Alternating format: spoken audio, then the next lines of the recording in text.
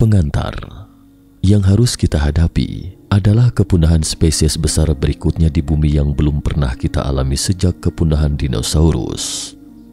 Salam pemirsa, kali ini mata ketiga akan mengajak Anda menimbang sekitar 200.000 tahun yang lalu. Bumi dipenuhi dengan berbagai spesies makhluk hidup. Ketika itu, bumi dipenuhi dengan vitalitas kehidupan. Kata mukjizat tidak cukup untuk menggambarkan kesakralannya. Dia telah eksis selama 4,6 miliar tahun, bekerja keras setiap hari agar bisa menjadi seorang ibu yang lebih hebat untuk melindungi setiap kehidupan di atasnya. Sampai suatu hari 200.000 tahun yang lalu, muncullah suatu spesies. Spesies ini kemudian menghabiskan lebih dari 100 tahun lagi dan hampir menghancurkan evolusi bumi yang telah berlangsung selama ratusan juta tahun. Spesies yang dimaksud ini adalah kita. Kepunahan massal. Seperti yang disebutkan dalam mitologi suku bangsa Maya, para arkeolog sekarang telah memastikan bahwa bumi telah mengalami 5 kepunahan massal sebelum munculnya manusia. Setiap kali kepunahan menunjukkan hampir semua makhluk punah. Setelah bencana besar 450 juta tahun yang lalu, 80% spesies keluar dari panggung bumi. Dan sekitar 380 juta tahun yang lalu, 75% spesies selanjutnya keluar dari muka bumi, disusul 90% spesies punah lagi 100 juta tahun kemudian. Kemudian lagi 130 juta tahun yang lalu, 75% spesies kembali mengalami kepunahan. Hingga terjadilah kepunahan dinosaurus yang terkenal itu pada 65 juta tahun yang lalu. Sejauh ini, bumi telah mengalami 5 kepunahan skala besar. Menurut para ahli, selain kepunahan dinosaurus, 4 kepunahan pertama semuanya disebabkan oleh gas rumah kaca. Dan sekarang kita sedang melepaskan gas-gas ini ke bumi dengan efisiensi yang lebih tinggi. Kip Anderson adalah seorang produser film. Sejak kecil Anderson sama sekali tidak tertarik dengan isu-isu sosial dan lingkungan, sama seperti semasa kanak-kanak kita, hanya larut dalam dunia anak-anak. Sampai setelah dia melihat kenyataan yang tidak ingin dihadapinya dalam film dokumenter tentang perubahan iklim, An Inconvenient Truth, dia terkejut melihat bumi ini berada di ambang kehancuran. Sementara satu-satunya kesempatan bagi manusia untuk membalikan situasi ini sudah kurang dari 10 tahun waktunya. Berawal dari sinilah, Anderson mulai menaruh perhatian pada masalah lingkungan dan menjadi pasien dengan gangguan obsesif kompulsif lingkungan. Faktanya bukan hanya Anderson, jika dilihat lebih jauh, semakin banyak orang di muka bumi ini yang mulai menyadari kondisi lingkungannya. Pemerintah dari berbagai negara juga secara berturut-turut telah mengeluarkan kebijakan perlindungan lingkungan. Apalagi organisasi perlindungan lingkungan non-pemerintah juga bermunculan seperti jamur. Namun kondisi iklim bumi justru menjadi lebih parah setelah lebih dari 10 tahun ini. Tapi bukankah kita sudah mengurangi penggunaan plastik, mengurangi emisi gas rumah kaca, menerapkan kebijakan seperti daur ulang sumber daya lindungan dan semacamnya? Kenapa kondisi bumi menjadi semakin parah? Ternyata ada yang dengan sengaja menyembunyikan informasi penting dan kita semua adalah kaki tangannya. Kondisi iklim. Entah apakah teman-teman merasa atau tidak, iklim bumi menjadi semakin aneh dalam beberapa tahun terakhir ini. Di negara dengan iklim 4 musim, biasanya sudah merasakan tibanya musim dingin pada bulan November. Tetapi dalam beberapa tahun terakhir, saat memasuki bulan Desember saja masih terasa panas, sementara suhu di musim panas terus memecahkan rekor tertingginya. Berita dari belahan dunia juga terus melaporkan fenomena iklim yang tidak biasa. Menurut laporan terbaru PBB, frekuensi anomali iklim yang distatistik sepanjang tahun 2020 sekali lagi memecahkan rekor dalam sejarah pengamatan iklim, menyebabkan lebih dari 50 juta orang terkena dampak serius dalam kehidupan sehari-hari. Bahkan Taiwan mengalami kekeringan terburuk sejak 1947. Tapi yang mengerikan, mungkin ini bukan kondisi yang terburuk. Sekretaris Jenderal Organisasi Meteorologi Dunia, Petteri Talas mengatakan kepada media, jika ditilik dari situasi saat ini, rata-rata kenaikan suhu global sebelum 2024 kemungkinan akan melebihi batas atas dalam perjanjian Paris, yakni 1,5 derajat Celcius. Sementara itu, The Climate Action Tracker sebuah organisasi yang terus memantau perkembangan mutakhir komitmen negara-negara atas penanganan perubahan iklim, langsung menyebutkan kenaikan suhu mungkin dapat mencapai antara 2,1 derajat dan 2,6 derajat. Asal tahu saja, jangan anggap enteng 2 derajat ini. Ini adalah titik kritis. Begitu melewati titik ini, kita tidak akan pernah bisa membalikkan kondisi bumi dan hanya bisa menyambut tibanya akhir zaman. Menurut data plus minus 2 derajat Celcius dalam film dokumenter terkait, jika suhu rata-rata bumi naik 1 derajat, maka kawanan hewan liar akan mulai punah. Dan jika suhu rata-rata naik 2 derajat, maka sekitar 30% hewan dan terumbu karang di laut akan sepenuhnya punah. Perlu dicatat bahwa terumbu karang adalah habitat penting bagi ikan laut. Jika terumbu karang punah, maka ekologi laut pasti akan hancur total. Dan akhir dari semua ini adalah tidak ada lautan, juga tidak ada manusia. Dan selain hewan yang akan menghadapi bencana besar, kekeringan akan melanda seluruh dunia yang secara tidak langsung menyebabkan masalah kelaparan yang serius.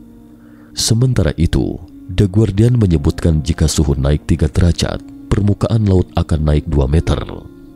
Ratusan juta kota di seluruh dunia akan terendam air laut. Intinya menurut data terakhir, para ahli percaya bahwa rata-rata kenaikan suhu bumi akan mencapai 3,2 derajat Celcius pada tahun 2100. Artinya gambaran yang disebutkan di atas kemungkinan besar akan terjadi secara real dalam waktu dekat. Dan jika suhu naik hingga 6 derajat Celcius, maka riset bumi pada dasarnya telah selesai. Konspirasi industri peternakan. Sebuah film dokumenter berjudul Cowspiracy: The Sustainability Secret membuat geger setelah dirilis pada tahun 2014. Dalam film dokumenter ini, sutradara Kip mengatakan bahwa pada awalnya dia merasa iklim semakin tidak normal. Tetapi jelas-jelas pemerintah semua negara sedang mematuhi kesepakatan untuk mengurangi emisi karbon. Seharusnya efek rumah kaca akan cenderung melambat, namun hasilnya justru sebaliknya. Suatu hari salah seorang rekan Anderson mengirimkan laporan dari PBB. Saat itulah Anderson baru menyadari ternyata sebanyak 18% dari gas rumah kaca dunia berasal dari peternakan, jauh melebihi 13% dari industri transportasi. Tetapi kita tidak tahu ternyata peternakan dapat menghasilkan begitu banyak gas rumah kaca. Ternyata komposisi gas rumah kaca selain karbon dioksida juga terdiri dari ozon, nitrogen oksida, metana, dan sebagainya. Industri peternakan menghasilkan sejumlah besar metana dalam proses produksinya. Sebagian besar metana ini adalah gas ekskresi dari hewan. Asal tahu saja, metana jauh lebih mematikan daripada karbon dioksida yang dihasilkan oleh industri transportasi. Kirk R. Smith adalah profesor kesehatan lingkungan di Universitas California, Berkeley. Dia pernah berkata bahwa jika kita hanya mengurangi emisi karbon dioksida, maka kita tidak akan pernah melihat perubahan positif dari efek rumah kaca sampai 100 tahun kemudian. Tetapi jika kita mengurangi emisi metana, maka emisi karbon di atmosfer akan berkurang secara signifikan dalam 10 tahun ke depan.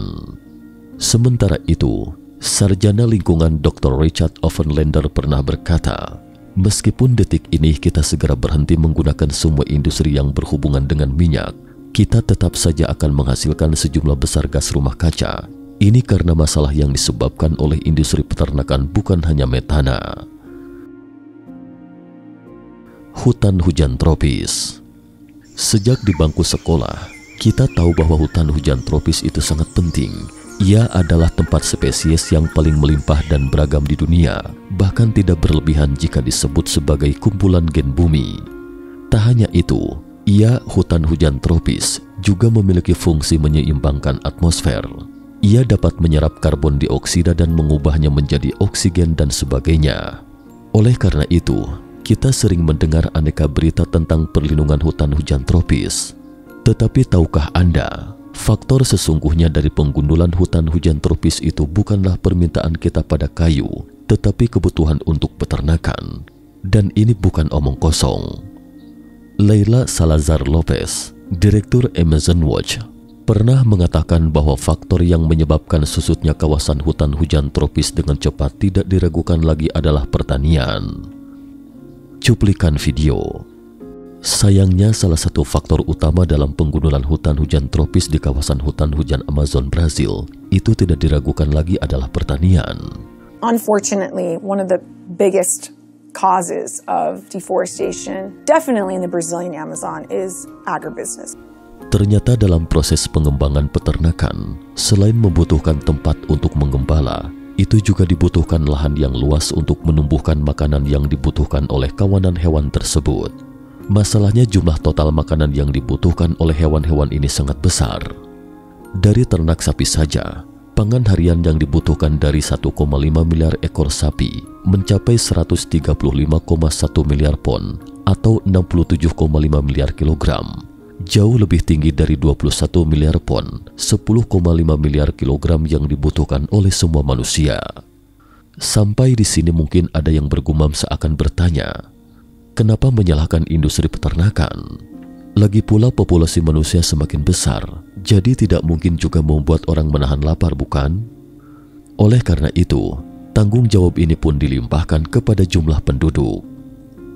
Terkait hal ini, Dr. Will Tuttle mengatakan bahwa sereal atau tanaman biji-bijian dan kacang-kacangan yang ditanam manusia sekarang dapat memberi makan total 12 miliar hingga 15 miliar manusia, sementara total populasi dunia adalah sekitar 7 miliar orang. Namun anehnya, sekitar 690 juta orang masih kelaparan setiap tahunnya. Faktor terbesar dari semua ini adalah bahwa 50% dari tanaman biji-bijian digunakan untuk memberi makan kawanan hewan di peternakan. Ini benar-benar data yang sangat ironis. Di abad 21 sekarang ini, masih ada 690 juta orang yang kelaparan setiap hari. Tetapi kita mengabaikan orang-orang ini, malah makanan penyelamat nyawa ini diberikan kepada hewan-hewan itu agar kawanan hewan tersebut bisa menjadi santapan lezat kita di atas meja setelah mereka dewasa. Bencana kepunahan. Sekitar 10.000 tahun yang lalu, 99% dari dunia adalah hewan liar. Manusia hanya menduduki 1%. Namun 10.000 tahun kemudian, manusia memelihara lebih dari 98% hewan yang dapat dimakan. Saat ini hanya 2% dari hewan liar yang tersisa. Sepertinya kita telah merampas bumi ini dari kawanan hewan liar tersebut. Cuplikan video. Kita sedang menghadapi kepunahan terbesar dalam 65 juta tahun seperti di masa lalu. Dan pemantik di balik semua ini adalah peternakan, penebangan hutan dan mulai menggembala. We're in the middle of the largest mass extinction of species in 65 million years, and the driving force behind all of this is animal agriculture, cutting down the forest to graze animals. Menurut data di atas, rata-rata 4.047 meter persegi hutan hujan tropis digunduli setiap detik di masa lalu, sehingga secara tidak langsung menyebabkan kepunahan tragis pada lebih dari 100 spesies hewan, tumbuhan, atau serangga setiap hari. Betul, ratusan spesies makhluk binasa. Mungkin teman-teman masih ingat dengan rantai makanan yang diajarkan oleh guru kita semasa di bangku sekolah. Rantai makanan adalah mekanisme keseimbangan ekosistem. Jika sejumlah besar spesies punah, pada akhirnya akan berdampak kepada manusia. Cuplikan video. Tempat spesies yang paling beragam dan budaya yang melimpah di muka bumi ini sedang diserang secara besar-besaran. Hutan hujan Amazon kemungkinan akan sepenuhnya lenyap dalam 10 tahun ke depan. Biologically and culturally diverse place on the planet is under massive attack right now. The Amazon rainforest itself could be gone in the matter of the next 10 years. Dengan kata lain, menurut pengamatan para ahli dan cendekiawan, bumi telah mencapai keadaan urgensi yang tidak dapat ditunda lagi. Tetapi anehnya tidak ada yang menghimbau ketika untuk memperhatikan ancaman ini. Masa sih tidak ada yang tahu masalah yang ditimbulkan oleh industri peternakan? Jawabannya, meski tahu juga tidak ada yang berani mengungkapkannya. Anda tahu itu kenapa? Dorothy Stang adalah seorang biarawati Amerika. Ia mengabdikan seluruh hidupnya hanya untuk mencegah manusia dari perusakan hutan hujan tropis. Sampai tahun 2005 ia ditemukan tewas di hutan hujan yang dicintainya. Penyebab kematiannya adalah luka tembak. Selain Dorothy Stang, lebih dari 1.100 aktivis lingkungan terbunuh dalam 20 tahun terakhir. Direktur KIP percaya bahwa inilah sebab sebenarnya mengapa tidak ada yang berani angkat bicara. Tapi jangan khawatir, Kip Anderson, sutradara yang membuat film konspirasi peternakan itu, masih hidup.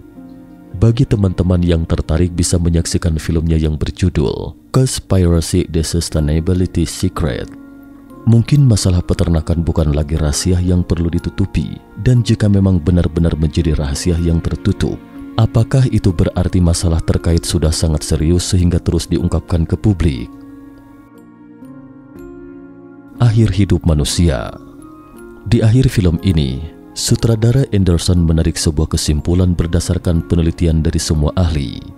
Menurutnya, cara efektif yang real untuk mencegah iklim terus memburuk adalah semua manusia berhenti makan daging.